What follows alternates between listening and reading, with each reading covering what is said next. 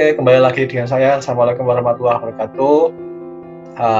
Kali ini saya akan membagikan video, tapi cukup berbeda ya. Kalau kemarin adalah monolognya saya mengenai riset-riset yang saya dan saya kembangkan dan juga sedang saya pelajari. Kali ini saya akan mengundang satu narasumber untuk membagikan satu bidang ilmunya. Langsung saja saya perkenalkan. Narasumber kita kali ini adalah Mbak Beni Lestari. Beliau adalah studi mahasiswa S3 di satu universitas di Jepang, yaitu Tokyo Institute of Technology. Dan kali ini akan membicarakan apa, Mbak? Tentang topik riset S3 saya tentang proses ubiquitin dan deubiquitin. Dari namanya aja limit tuh, mesti menarik kayaknya. Baik, tanpa berlama-lama saya persilakan Mbak Beni Lestari untuk memulai bagian ilmunya. Monggo, silakan. Oke, Assalamualaikum warahmatullahi wabarakatuh. Ya, mungkin langsung aja kita coba buka PowerPoint-nya. Ya, kali ini saya ingin bercerita tentang topik riset S3 saya, tapi ini dimulai dari yang basic terlebih dahulu ya. Jadi tentang proses ubiquitin dan deubiquitin. Mungkin teman-teman sudah sering mendengar ya apa itu ubiquitin. Sering banget pasti kalau dengar ubiquitin itu pasti ingatnya degradasi protein. Itu sudah sering dibahas dan di-mention di beberapa mata kuliah mungkin di S1. Tapi kalau deubiquitin itu sepertinya jarang mendengarnya ya. Nah, sebenarnya apa hubungannya deubiquitin sama ubiquitin, kemudian perannya terhadap ubiquitin apakah overlap atau reverse, nanti kita akan bahas satu persatu. Kita mulai saja, mungkin kita mulai dari yang paling basic, general dogma. Pasti kalau misal kita mau belajar molecular biology, cell biology, biochemistry, pasti dimulainya dari sini. General dogma, yaitu proses di mana DNA diubah menjadi protein. Yang mana kita tahu bahwa DNA akan ditranskripsi terlebih dahulu ke RNA yang merupakan single stranded. Kemudian dari RNA akan ditranslasi menjadi protein. Nah, protein ini adalah komponen yang paling penting di dalam tubuh manusia, di dalam sel. Kita tahu bahwa protein ini memerankan hampir semua fungsi dan protein ternyata di dalam satu sel itu terdapat 10.000 protein. Bayangkan satu sel saja itu terdapat banyak banget ya itu ya. Jadi bayangkan aja berapa ribu sel dalam tubuh kita, kemudian berapa seperti kayak Iya, itu dan semuanya punya fungsinya masing-masing gitu ya, Mbak. Dan fungsinya beda-beda, tempatnya beda-beda, cara aktivasinya beda-beda. Jadi Masya Allah, kalau kita belajar protein itu nggak akan habis lah. Dan selanjutnya kita tahu proses namanya protein modification atau post-translational modification. Jadi kita tahu ada beberapa proses modifikasi protein setelah ditranslasi ya. Ini adalah beberapa contoh yang mungkin familiar, popular, phosphorylation. Jadi kita sering banget dengar kalau misal protein itu aktif kalau dia terfosforilasi. Kalau enggak terfosforilasi artinya tidak aktif. Makanya ada antibody phosphorylated untuk mendeteksi bahwa biasanya protein itu aktif, tapi juga tidak selalu. Fosforilasi itu juga bisa mengaktifasi protein, tergantung tujuannya masing-masing. Kemudian ada asetilasi, akilasi, alkilasi, glikosilasi. Nah, ubiquitination ini adalah salah satu protein modification juga yang akan kita bahas lebih dalam pada sesi kali ini. Ubiquitination ini biasanya juga disebut ubiquitination, juga beberapa paper menyebutnya dengan ubiquitination agak begitu ya. Jadi kita langsung saja, ternyata pada tahun 2004 proses degradasi protein yang melibatkan sejumlah protein itu mendapatkan hadiah Nobel Prize yang mana diberikan kepada 3 saintis dari Israel, juga sama ya Israel, kemudian dari USA, tentang penemuannya enzim process in the ubiquitin for protein degradation.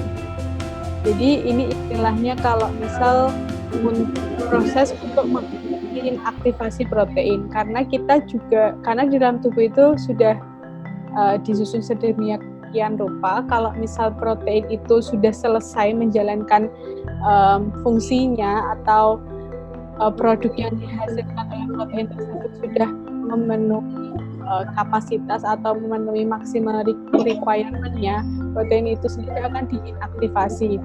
Dan salah satu inaktivasi protein adalah dengan mendegradasi protein tersebut gitu. Nah, sebenarnya apa sih ubiquitin? Jadi ini adalah molekul ubiquitin. Ubiquitin adalah polipeptide atau protein yang tersusun dari 76 asam amino dengan size 8,6 kilodalton, jadi kecil sekali ya yang monoklinal ubiquitin ini. Dan ciri khasnya itu di sini ada di sesi terminal itu ada residu asam aminoglisin yang nantinya akan berikatan dengan substrat melalui gugus amin pada substrat ini. Jadi gugus karboksilnya ya, karboksil si terminal karboksil dari glisin nantinya akan berikatan langsung dengan gugus amin di substrat. Kemudian ubiquitin itu punya 7 lysine residues, jadi punya 7 residu lisin yang mana ini itu akan menghasilkan perbedaan fungsi dari ubiquitin sendiri. Jadi nanti kalau misal lisin 48 itu nanti arahnya degradasi ke proteasom. Terus kemudian lisin 63 itu nanti arahnya degradasi ke lisosom gitu. Jadi berbeda gitu, tergantung nanti chain yang terbentuk itu yang mana. Jadi ini ada 7 amino acid residu yang mana adalah lisin yang nantinya akan menentukan ke arah mana proses degradasinya akan kemana gitu ya. Setiap mau bertanya sekalian, jadi setiap lisin itu punya arah ubiquitinasinya masing-masing ya? Iya, jadi beda-beda. Nanti ada juga informasi tentang itu di slide selanjutnya. Oke. Yang lebih detailnya. Terus ubiquitin itu highly conserved di eukaryotes, jadi ekspresi tinggi di eukariot ya. Jadi proses ubiquitin ini kayak hampir ada di semua eukariotik gitu. Nah, ini adalah proses interaksi ubiquitin terhadap substrat. Jadi kita sudah tahu ya kalau misal basicnya itu kalau misal protein ditempeli dengan ubiquitin itu artinya adalah penanda bahwa protein itu akan terdegradasi. Jadi itu semacam kayak tag bahwa protein ini sudah selesai fungsinya, sudah tidak diperlukan lagi dan harus segera di-remove, harus segera didegradasi dari sel tersebut gitu. Nah, ini adalah proses interaksi yang terjadi. Di sini seperti saya jelaskan tadi ya, ubiquitin kan mempunyai glisin residu di C-terminal. Nah, ini karboksil dari glisin nantinya akan berinteraksi dengan substrat melalui amin residu lisin. Jadi nanti inilah yang menjadi ciri khas interaksi terhadap protein ubiquitination. Jadi nanti ada ikatan isopeptida gitu ya? Ikatan isopeptida ya. Isopeptida antara karboksil dan ini amin dari substrat. Ya, substratnya itu dari lisinnya, dan nanti akan membentuk ikatan isopeptida di sini ya. Nah, ini nanti kemudian tergantung nih, ini namanya kan monoubiquitin antara glisin dan lisin residu pada substrat. Nah, setelah itu terjadi polyubiquitin. Nah, ini adalah yang tadi saya jelaskan, tergantung lisin yang mana yang akan menempel gitu istilahnya. Jadi polyubiquitin yang menempel itu nanti yang lisin 48 atau lisin 63. Ternyata setelah diamati, ternyata ikatan isopeptidanya itu juga berbeda. Antara antar lisinnya berbeda. Selain berbeda, ternyata ikatannya sendiri, shape-nya itu juga berbeda. Seperti itu. Kalau antar ubiquitin itu juga lisin dengan glisin ya? Berupa ikatan peptida? Pasti yang kalau mono pertama kali ubiquitin ngetak substrat itu pasti terjadi ikatan isopeptida. Nah, setelah itu tergantung lisin yang mana yang akan menambah polyubiquitination-nya itu. Begitu. Nah, ini beberapa efek setelah proses ubiquitinasi. Jadi proses ubiquitinasi ini akan menyebabkan berbagai macam dampak gitu ya. Perubahan. Dampaknya adanya ubiquitinasi. Seperti, jadi itu seperti tanda untuk protein tersebut didegradasi. Bisa via proteasom, terus bisa lisosom juga, bisa autofagi juga. Kemudian nanti juga ternyata berbeda lokasinya. Kemudian juga mungkin nanti ada efek ke aktivitasnya berbeda. Terus juga bisa menginduce atau memprevent protein interaction.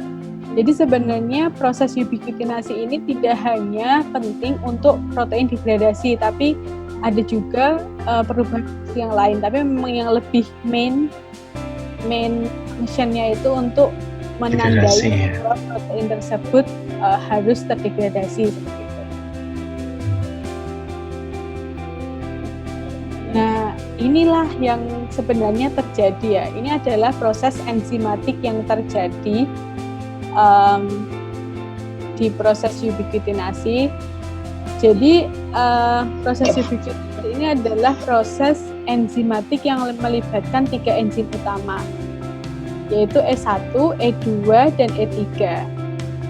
Dan nama prosesnya itu berdasarkan enzimnya ini. Jadi E1 itu dikenal dengan namanya ubiquitin activation, jadi mengaktifasi ubiquitinasi. Kemudian conjugating enzyme itu dikenal dengan nama E2. Kemudian ligation, ligating enzyme itu namanya E3. Nah, ini prosesnya seperti ini. Jadi pertama E1 itu akan istilahnya mengaktifasi, menempel di ubiquitin molekul. Jadi E1 itu akan berinteraksi dengan ubiquitin molekul. Nah, kemudian habis itu ini namanya ikatannya thioester. Nah, habis itu ada thioesterifikasi yang akan mentransfer ke E2. Jadi E1 itu menjadi E2 gitu. Tadi outputnya sama E1 itu aktif ya? Thioesterifikasi ya istilahnya ya. Kalau di Indonesia kan susah banget ya istilahnya. Nah, terus kemudian nanti E3 ini akan berikatan dengan E2 gitu. Untuk terjadi proses ini polyubiquitinasi. Gitu. Jadi polyubiquitinasi itu yang akan terjadi setelah E2 berikatan dengan E3. Ya, E3. Dan lepas dari ubiquitin itu ya. Ya. Nah, terus habis itu nanti terjadi polyubiquitinasi. Nah, itu nanti ada beberapa proses yang terjadi. Nah, ini adalah mainnya. Kalau ini sebagai contoh ubiquitin yang menempel itu adalah lisin 48 dan lisin 11. Ini adalah dua residu lisin yang terkenal nantinya akan mendegradasi protein melalui proteasom. Gitu.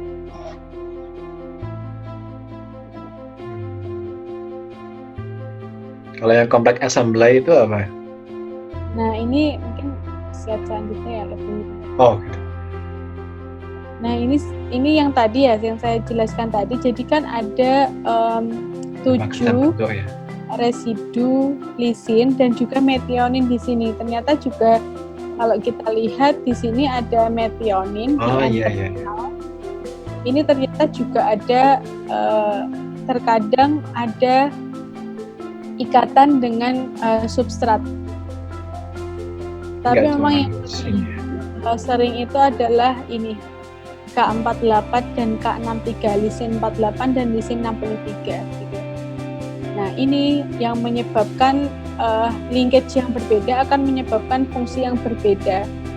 Ini adalah tiba-tiba linkage polyubiquitination di asam amino lisin yang berbeda gitu ya istilahnya. Ini kalau misal K48 ini terkenal sekali, kayaknya hampir berapa persen ya? Mungkin 50%. 50% protein itu mengalami degradasi dengan polyubiquitination K48 gitu.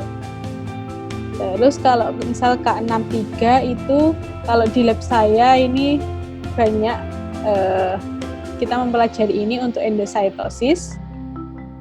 Terus ternyata juga kalau metionin itu biasanya untuk innate immunity.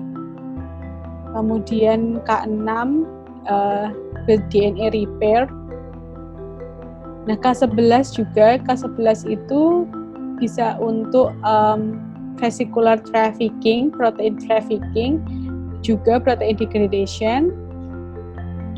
Kemudian K27 ini beberapa juga. Jadi kadang tuh satu protein itu bisa mengalami beberapa tipe ubiquitinasi gitu, tidak saklek hanya satu gitu. Mungkin kayak satu protein itu bisa polyubiquitinasi lisin 48, tapi juga polyubiquitinasi lisin 11 kayak gitu. Kadang itu nggak spesifik, makanya juga fungsinya itu agak overlapping satu sama lain. Memang kayak harus dicek sih tipenya yang mana gitu. Gitu. Oke, next ya. Nah, terus masuk ke deubiquitin. Jadi kalau misal ubiquitin itu kan kalau ada substrat ditempeli ubiquitin itu akan terjadi degradasi protein gitu. Nah, kalau deubiquitinasi itu sebaliknya. Jadi itu adalah proteksi agar tidak terjadi degradasi protein. Makanya deubiquitination enzyme ini juga banyak berperan dalam neurodisease. Kebanyakan neurodisease sih. Kenapa neurodisease? Jadi sebenarnya kayak protein itu sudah selesai melakukan fungsinya atau mungkin produk yang dihasilkan itu sudah maksimum yang dibutuhkan oleh tubuh. Jadi sudah tidak perlu lagi sebenarnya. Tapi dia terus-terusan nih memproduksi suatu misal apa ya, produknya itu ternyata terproduksi secara terus-menerus. Nah, itu karena adanya deubiquitin enzim ini. Jadi dia memprevent agar protein itu tidak terdegradasi. Seperti itu. Nah, makanya ini tuh lagi tren sebenarnya. Ini semacam protease sih, karena dia fungsinya itu memotong ubiquitin. Jadi ubiquitin chain-nya itu terpotong sehingga tidak dikenali lagi oleh proteasom dan jadi degradasi protein gitu. Dan ada ini kemarin juga cerita bahwa ada saintis Australia yang menemukan inhibitor deubiquitination ini buat COVID. Jadi COVID itu kan ada protease ya. Dia ternyata salah satu enzim deubiquitinasi itu mirip sama protease yang di COVID gitu. Sehingga dia berusaha menemukan inhibitornya. Jadi biar virusnya itu bisa terdegradasi, tidak aktif terus gitu. Makanya deubiquitination ini cukup menarik untuk dipelajari lebih lanjut karena ternyata role-nya itu sangat signifikan terhadap beberapa disease gitu. Salah satunya COVID ini ya. Nah, beberapa peran deubiquitination dalam tubuh adalah seperti ini. Seperti yang saya bilang tadi ya, bahwa deubiquitinating enzyme itu mempunyai fungsi berkebalikan dengan ubiquitinasi. Jadi yang pertama dia itu fungsinya untuk sebenarnya untuk menstabilkan protein kompleks sih. Jadi ada beberapa protein yang tidak jelasinnya di bahasa Indonesia. Bahasa Inggris nggak apa sih? Jadi dia itu tidak bisa dengan simple polyubiquitination gitu. Istilahnya dia itu harus agak kompleks sih ubiquitination. Jadi kalau biasanya kan cuma antar ubiquitin aja. Nah ini gak cuma ubiquitin tapi juga sama protein lainnya. Substrat lagi, perlu substrat lagi. Nah, deubiquitination itu menjaga agar pas penempelan ubiquitin pertama ini tidak terdegradasi dulu gitu, biar stabil kompleksnya gitu. Seperti itu. Nah terus yang kedua ini yang paling major main functionnya. Jadi dia akan meremove ubiquitin molekul ini dan sehingga tidak akan terjadi proses degradasi protein. Jadi dia akan memotong ubiquitin dari substrat. Terus kalau yang free ubiquitin setelah dipotong kemana dia? Nah free ubiquitin ini, jadi dia itu juga ternyata berfungsi untuk merecycle ubiquitin gitu.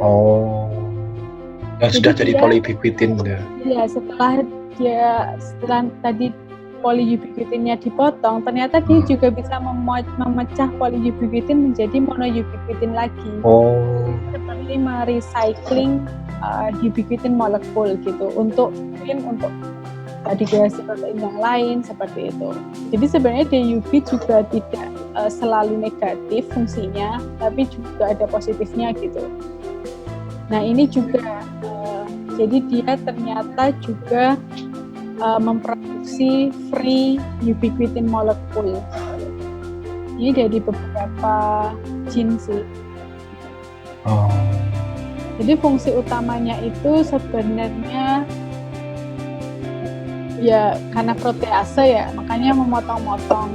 Tapi karena dia itu menjaga homeostatisnya, proses degradasi itu antara degradasi dan utuh. Ya. Oke. Nah, kalau tipe-tipe deubiquitination atau deubiquitinating enzymes itu nggak banyak sebenarnya. Ini adalah Banyak ya. main groupnya sebenarnya. Ini adalah main groupnya. Yang paling banyak memang USP. Oh. So USP itu ubiquitin specific protease. Ini biasanya cysteine protease. Ada juga ini grup yang lain, terus ini kayak metalloprotease, ini juga nomor 2 yang paling terkenal. Dan di sini yang paling terkenal itu AMSH. Ini mirip-mirip sama Apa itu?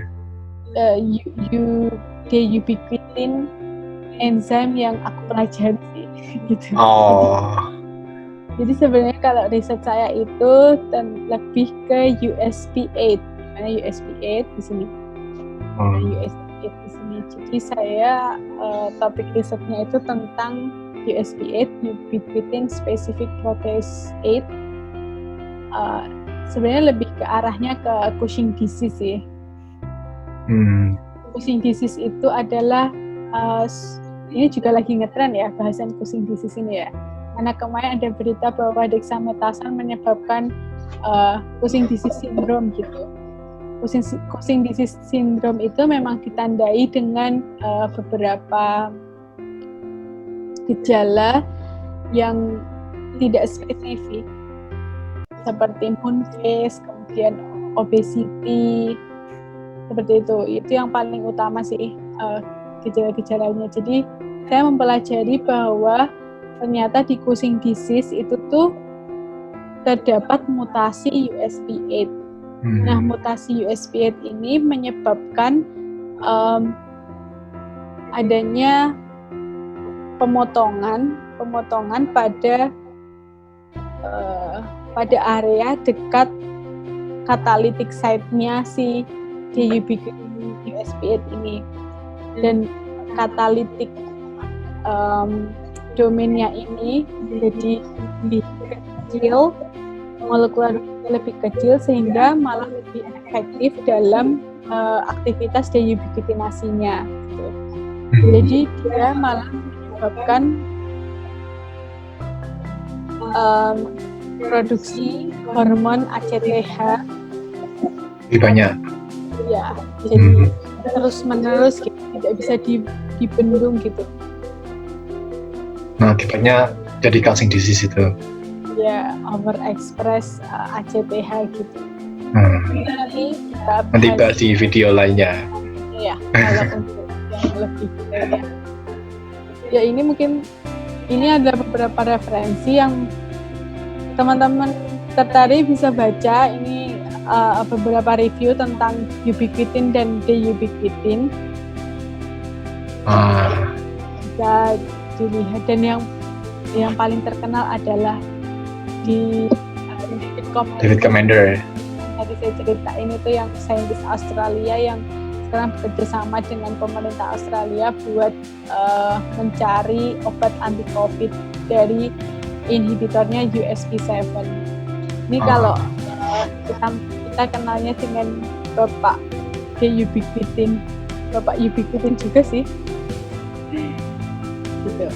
Mungkin nanti kita bisa bahas ya lebih detailnya lagi ya. Oke. Ya, mungkin itu dari saya. Mohon maaf kalau misal penjelasannya masih belibet ya, karena juga masih belajar. Terima kasih Mas Yudi atas kesempatannya. Ya itu ya. Nah, ini masih tayangan awal ya tentang ubiquitin dan deubiquitin. Ya, masih ada teaser-teaser yang tadi sempat disampaikan kaitannya sama Cushing disease, terus mungkin juga ada kaitannya soal penanganan COVID sekarang dengan menarget USP7. Nah, tapi itu akan kita bahas di video-video selanjutnya. Jika teman-teman semua ada hal yang ingin didiskusikan, silakan posting di komen di video ini ya. silakan kita diskusi bersama-sama, dan jika ada rekomendasi topik yang ingin kita bahas, akan kita coba tayangkan jika itu bisa menarik dan bisa kita siapkan. Baik, sekali lagi terima kasih kepada Beni Lestari atas sharingnya. Semoga sharingnya ini bisa bermanfaat dan juga menambah ilmu teman-teman semuanya. Sekaligus juga bisa memudahkan studi S3-nya. Dan terima kasih buat semuanya atas atensinya di video kali ini. Mohon maaf. Wassalamualaikum warahmatullahi wabarakatuh. Waalaikumsalam warahmatullahi wabarakatuh.